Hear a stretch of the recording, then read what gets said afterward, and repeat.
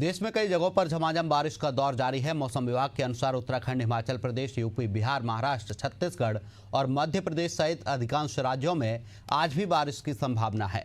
राजधानी दिल्ली में बादल छाए रहने और गरज चमक के साथ बारिश का पूर्वानुमान है। इधर बिहार में भारी बारिश की संभावना को देखते हुए ऑरेंज अलर्ट जारी किया गया है। बात करें छत्तीसगढ़ की तो अगले 3 दिनों तक उत्तर और मध्य जिलों में हल्की से मध्यम वर्षा की संभावना है। वहीं एमपी में भी लगभग 15 जिलों में भारी बारिश का अलर्ट जारी किया गया है।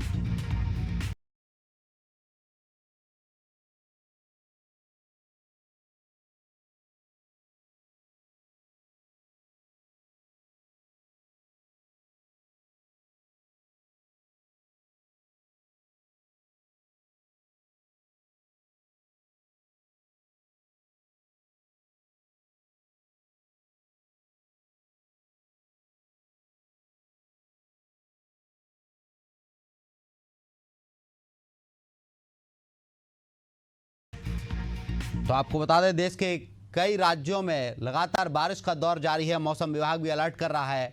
सड़कों पर पानी भरा हुआ है। राजधानी रायपुर में भी सुबह से हल्की बारिश का दौर जारी है।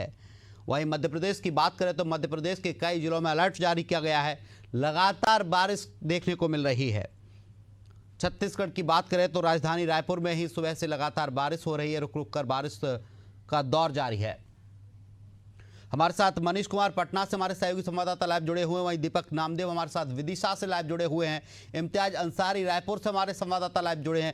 सबसे पहले इम्तियाज अंसारी के पास जाऊंगा। इम्तियाज, आज मध्य छत्तीसगढ़ की बात करें, छत्तीसगढ़ में बारिश का अलर्ट जारी किया गया है। क्या अलर्ट जारी हुआ है?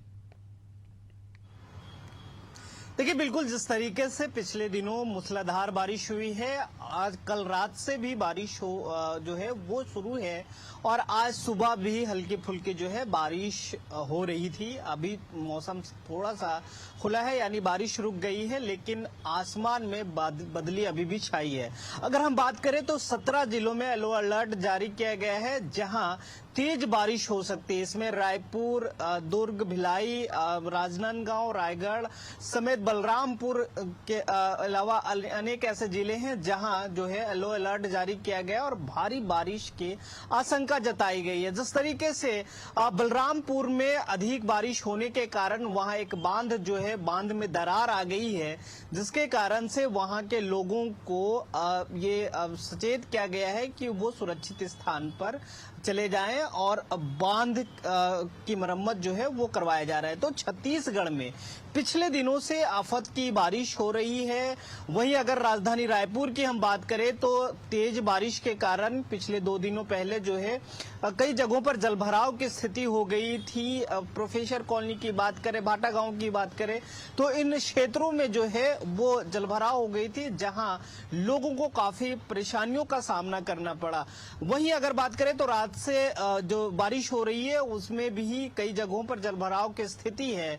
ऐसे में बात यह है कि नगर निगम जो दावे कर रही थी साफ सफाई को लेकर और जलभराव से निपटने को लेकर, यहां सभी दावे जो है वो फेल हो गई है। पिछले दिनों महापौर खुद उन क्षेत्रों की दौरा किए और जायजा ली कि आखिर यहां क्या हो सकता है, लेकिन सवाल करने पर यह बताए कि हमारे जो कर्मचारी हैं वो लगातार लगे हुए हैं और इन क्षेत्रों को जिन क्षेत्रों में पानी भरा है वहां पानी निकालने की कोशिश की जा रही, मशीनें लगाई जा रही है। लेकिन सवाल ये भी है कि आखिर समय रहते हुए मानसून से पहले, क्योंकि एशियन न्यूज ने लगातार ये चीजें दिखाई थी कि आखिर इन क्षेत्रों में जहां जलभराव की हर साल स्थिति होती है वहां तैयारियां नहीं है। इसके बाद भी नगर निगम जो है कुंभकर्ण की नींद सोते रहा और अभी जो है लोगों को समस्याएं हो रही है। आगे जो है 1 से 2 दिनों तक तेज बारिश की जो है वो संभावना जताई जा रही है। उसके बाद जो है मानसून थमने या फिर कमजोर होने की बात कही जा रही है, जो मौसम विभाग के द्वारा जो अलर्ट जारी किया गया है। जी इम्तियाज, आपके पास आऊंगा। हमारे साथ मनीष कुमार पटना से हमारे संवाददाता लाइव जुड़े हुए हैं। मनीष, बिहार की बात करें तो बिहार में बारिश की क्या स्थिति है? लगातार रात से बारिश हो रही है और पटना के कई पोस्ट इलाकों में जो है पानी पूरी तरह से जल जमाव हो चुका है। और मैं आपको बता दूं कि अभी सुबह का मौसम है और विद्यालय सब जो वो खुले हुए हैं। लोग जो है और 1 से से 2 फीट पानी होकर अभी गुजरना पड़ रहा है। मैं आपको बता दूं पटना जंक्शन के अभी हालात ये है कि पटना जंक्शन का जो रेलवे ट्रैक पर कम से कम 1.5 से 2 फीट पानी लगा हुआ है और पटना के जंक्शन के जो आसपास के जो बाहरी इलाके हैं वहां भी जल जमाव बना हुआ है। मनीष, क्या बिहार में बाढ़ जैसे हालात कहीं देखने को मिल रहे हैं? क्योंकि लगातार कई दिनों से बारिश हो रही है, ऐसे में कई इलाके ऐसे हैं जिनमें पानी भरा हुआ है, लोग परेशान हो रहे हैं। फिर मैं आपको बताता हूँ कि लगातार बारिश होने के कारण बिहार के जो कई इलाके हैं, सुपौल में भी जो है कई नदियों का लगातार जलस्तर जो है लगातार बढ़ रहा है और आसपास के जो नदियों के आसपास के इलाके हैं वहाँ पानी बढ़ रहा है। और पटना की बात तो पटना में भी गंगा नदी जो है वो उफान पे है और आप जैसे देख सकते हैं कि पटना के एनएटी घाट से लेके और इधर दीघा घाट तक के जो आसपास के इलाके हैं वो पूरी तरह से जलमग्न हैं और धीरे धीरे जो है और ये पानी का जो अगर बारिश अगर नहीं रुकती है तो ये पानी का स्तर जो हो लगातार बढ़ता जाएगा। मनीष, आप कह रहे हैं कि बाढ़ जैसे हालात कई नदियों में, जो नदियों के किनारे पर रहने वाले लोग हैं, उसकी जद में आने वाले लोग हैं, क्या उन्हें बाहर निकाला गया है या फिर वो वहां पर फंसे हुए हैं? ऐसी भी कुछ सिचुएशन वहां पर देखने को मिल रही हैं? मैं आपको बता दूं कि प्रशासन के द्वारा जो है लगातार यहाँ पे सूचना जारी किया जा रहा है और उस नदी के जो तटीय जो इलाके हैं जो जिसमें लोग रहते हैं वहां से लोगों को बाहर निकलने के लिए लगातार जो है प्रशासन के द्वारा अलर्ट जारी किया जा रहा है। जी बिल्कुल मनीष, आप हमारे साथ जुड़े रहिए। हमारे साथ दीपक नामदेव विदिशा से हमारे संवाददाता लाइव जुड़े हुए हैं। दीपक, मध्य प्रदेश की बात करें, विदिशा की बात करें तो विदिशा में क्या हालात है इस वक्त बारिश को लेकर? जी मैं आपको बताना चाहूंगा, आज सुबह से ही भारी बारिश विदिशा में हो रही है। सड़कें लबालब हैं, घरों में पानी भरा हुआ है। आप खुद देख सकते हैं इस समय क्या हाल है विदिशा शहर के सड़कों के। 2-2 फीट पानी है शहर के अंदर। दीपक, अगर सड़कों पे इस तरीके से पानी भरा है, जिस तरीके से आप तस्वीरें दिखा रहे हैं, आप भी वहां पर मौजूद हैं, आप पानी में खड़े हैं इस वक्त, लेकिन नगर पालिका की बात करें, नगर निगम की बात करें तो क्या ये ड्रेनेज सिस्टम है, इस तरीके से सफाई की गई थी नाले नालियों की? मैं आपको बताना चाहूंगा, नगर पालिका इस समय कुछ भी नहीं कर रही है। सड़कें ऐसी पड़ी है, ना कभी नाली साफ होती है ना कभी नाले साफ होते हैं, बस फॉर्मेलिटी चल रही है बस। और प्रशासन इसमें कोई ध्यान नहीं दे रहा है। जब कोई दिक्कत बड़ी घटना हो जाएगी तब इस पर ध्यान दिया जाएगा। दीपक, इस पूरे मामले पर नगर पालिका अध्यक्ष है, उनका क्या कहना है? और नगर पालिका के जो सीएमओ, क्या उनसे बात की गई, उनका क्या कुछ कहना है? अध्यक्ष जी से बात हमने करना चाहिए थी, पर अध्यक्ष जी का कहना ये है कि टीम जा रही है, हमारी काम चल रहा है। टीम कहाँ जा रही है दीपक? सवाल तो यही है कि टीम जा कहाँ रही है। अगर टीम जा रही होती तो सड़कों पे इस तरीके से पानी नहीं भरा होता। भाई सीएमओ से हमने बात करना चाहिए तो उनका कहना ये है, मैं खुद के निरीक्षण कर रहा हूँ, दौरे कर रहा हूँ, जगह जगह जा रहा हूँ, हर वार्ड में घूम रहा हूँ, उसके बावजूद भी ये हाल दिख रहे हैं। आज सुबह की बारिश से 4 घंटे की बारिश में विदिशा शहर के ये बुरे हाल है। जी बिल्कुल दीपक, हमारे साथ जुड़े रहिए। हमारे साथ इम्तियाज अंसारी हमारे संवाददाता रायपुर से लाइव जुड़े हुए हैं। इम्तियाज, रायपुर की बात करें, आज रुक रुक कर बारिश हो रही है, सुबह से बारिश हो रही थी, क्या रायपुर में भी जल भराव की स्थिति बन रही है?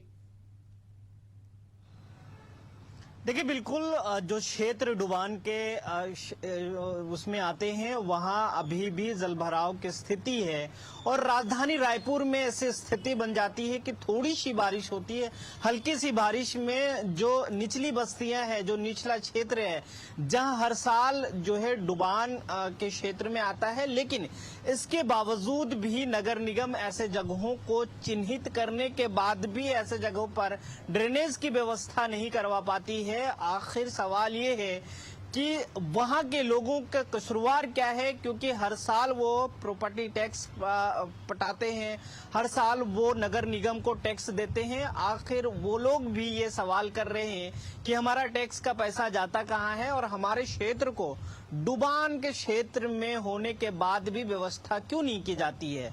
अगर वही बात करें, यहाँ अनुपम गार्डन है, अनुपम गार्डन के पास भी हर दिन जब भी थोड़ी सी बारिश होती है वहां भी जलभराव की स्थिति होती है और मेन चौक पे जो है ये जलभराव की स्थिति रहती है। वहां भी कोई ड्रेनेज की व्यवस्था नहीं है और नालियां जो है वो जाम रहती है। तो सवाल ये है कि नगर निगम, आखिर नगर निगम ये दावे करती है कि हम हर क्षेत्र में, हर वार्ड में इनके 25 से अधिक जो है कर्मचारी हैं जो हमेशा साफ सफाई में लगे रहते हैं। लेकिन ये साफ सफाई जो करने वाले कर्मचारी हैं उन क्षेत्रों को चिन्हांकित करके नालियां जो है क्यों साफ नहीं कर पा रहे, ये बड़ा सवाल है।